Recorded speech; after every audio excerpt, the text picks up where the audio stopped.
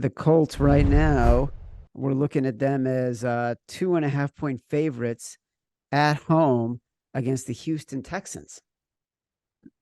What are we going to do? What are we going to do this one? Because everything in my body is screaming Colts at home against a team tanking for their first pick.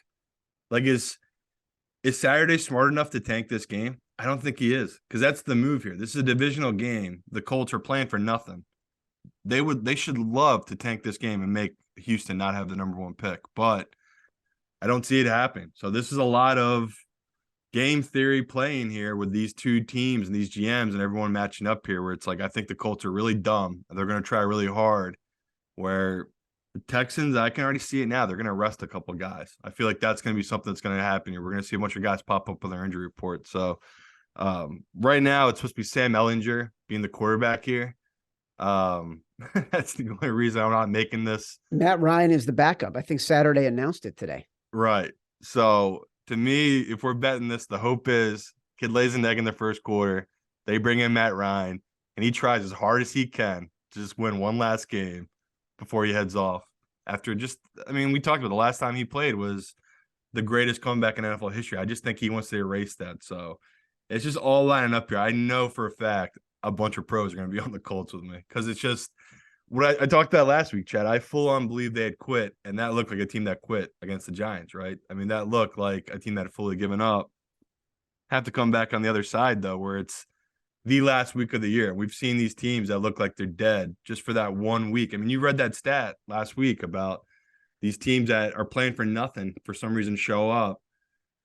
This is just one of those games where I normally would take Houston here, especially if it got the +3.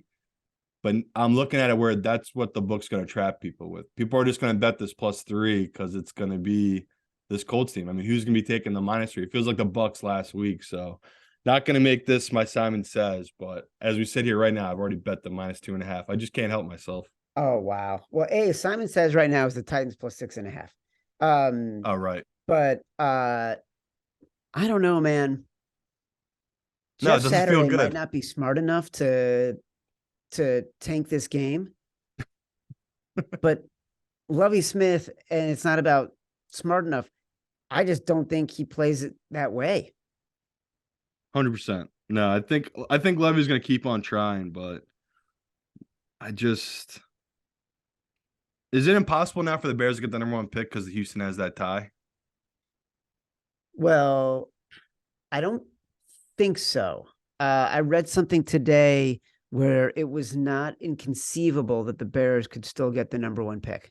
So maybe that plays into it too, but I feel like it was going to be hard for me to convince you, but we'll see. Like, say this line moved all the way up to -4 and you knew all the pros were just slamming the Colts. I mean, that's good. That's great value if it's -2.5 in the contest. It's kind of like the Bucs. Like I just said, it's a good spot to take a team that is just dead right now. But... Oh, so now we're talking about closing line value in the contest again? Just the fact that it's -2.5 would be nice. Fool me once, shame on me. No. Fool me once, shame on you. Fool me twice, shame on me.